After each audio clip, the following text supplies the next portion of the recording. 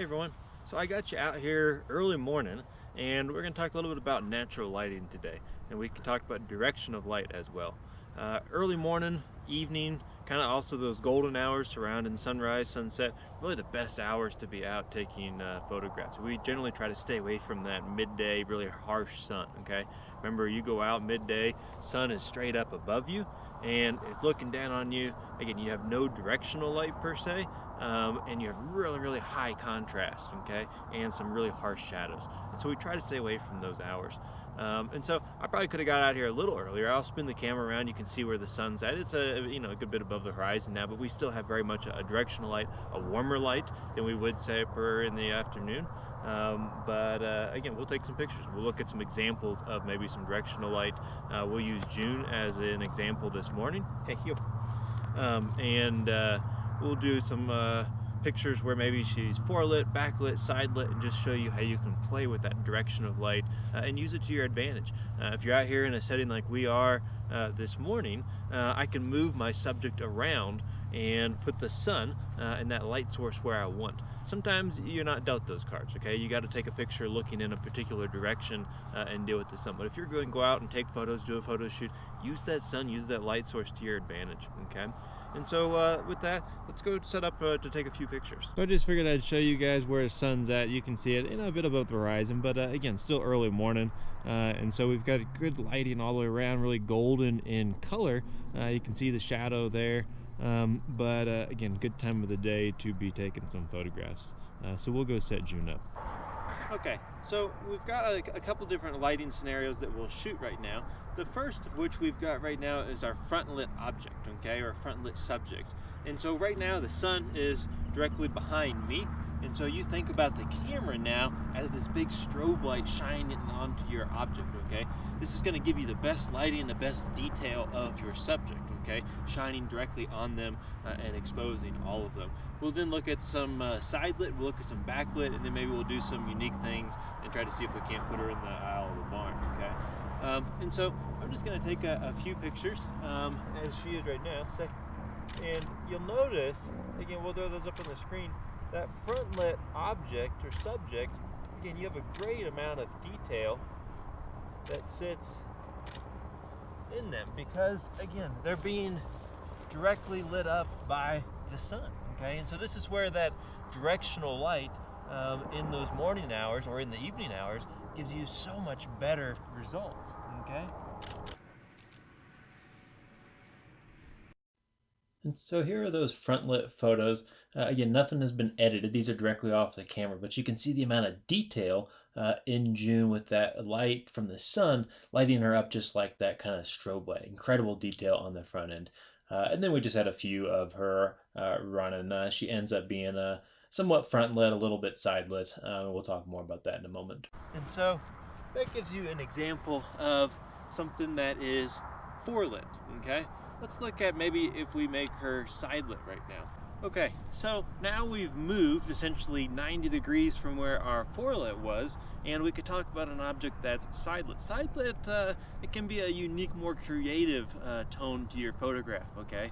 So one side very well lit, sun coming in on that direction, depending on how you set them up.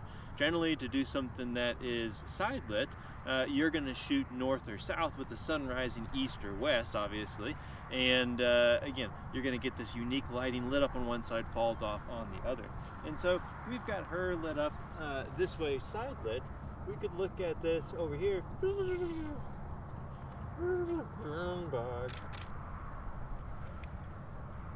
And we could get our ears. And so we very much see now, we'll pull in a little tighter, we very much see now one side of her lit up, one side again starts to fall off a little bit. Sit, sit, sit.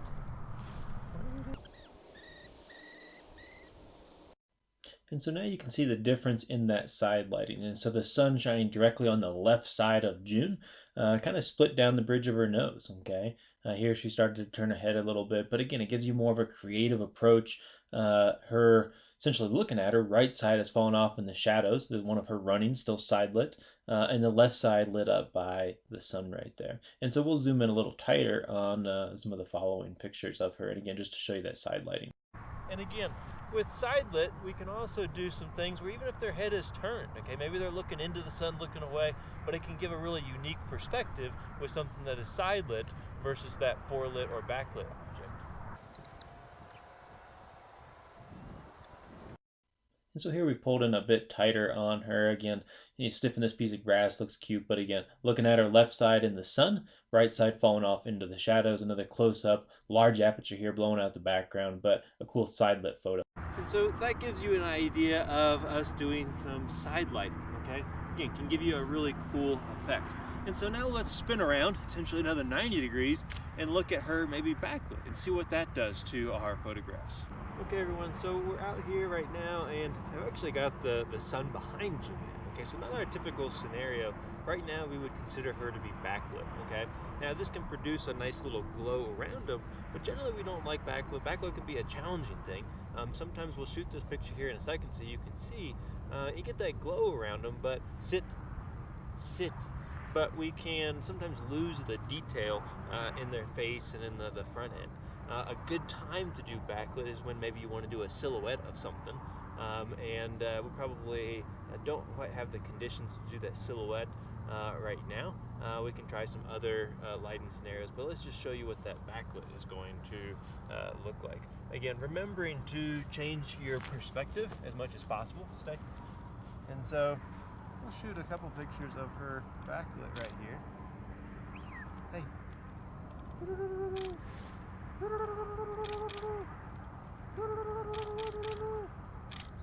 Again, she's got a nice glow around her, but we lose, like I said, a good bit of detail, and we'll throw those pictures up. And so here are a few examples of backlighting.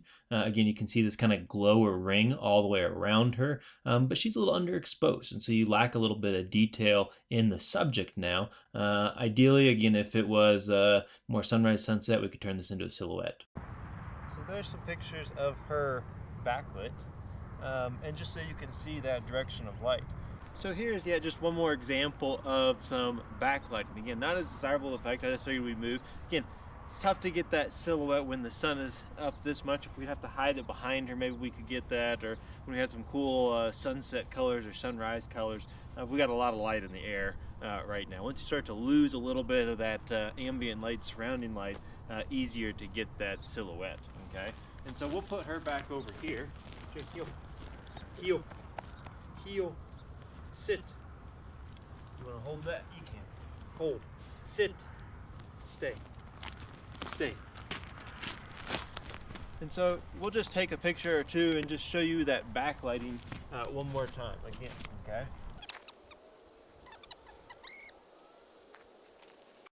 And so just re-illustrating some backlighting, you can see that glow around her, but a little underexposed as compared to that front lit photo. Front lit photo had way more detail on the front end of her. And so again, that just illustrates that glow you get around them, but again, you lose some of that detail. So hopefully you can see the comparison between something that is backlit versus forelit, also versus the kind of creative, cool lighting that we had when things were side lit, okay? Let's do something unique. We'll try to switch things up a little bit and take a few more photographs.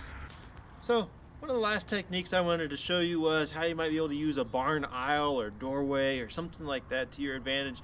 Maybe to shoot some horse pictures, or again, any other subject that you want. And you might get this cool photograph where you see where, again, horse is really nice, well lit, essentially they're forelit, and then the background is just completely black and really isolates your subject, draws your eye to them. And you can see we've got nothing fancy set up right here. We've got an old barn here with some stuff in it, but we're gonna put June in the doorway. June, come here. Hey, here. And basically from here, heel. She is forelit with the sun being right here, okay, stay. And we can take a picture or two, and with the dark area behind, we can then create that black backdrop, okay? And so let's just show you how that picture here might turn out. And so here you can see that effect of the black background as you kind of shoot into the barn or an aisle or anything of that nature. So we took a number of photos there, kind of moving around. Again, I emphasized you change your perspective. Take some that are horizontal, take some that are vertical, change up that shot, okay? But hopefully you learned a little bit more today about how you might be able to use front lighting, back lighting, side lighting, a unique scenario like this. Again, throw your horse in the barn aisle or the doorway to the arena or something like that and take some cool, unique photographs, okay? And so with that, again, that's a little bit more about natural lighting. We'll talk about some artificial lighting next week. But the biggest thing, use that sun, use that light source to your advantage, and move around wherever you see fit. And so with that, everyone, we'll see you next time.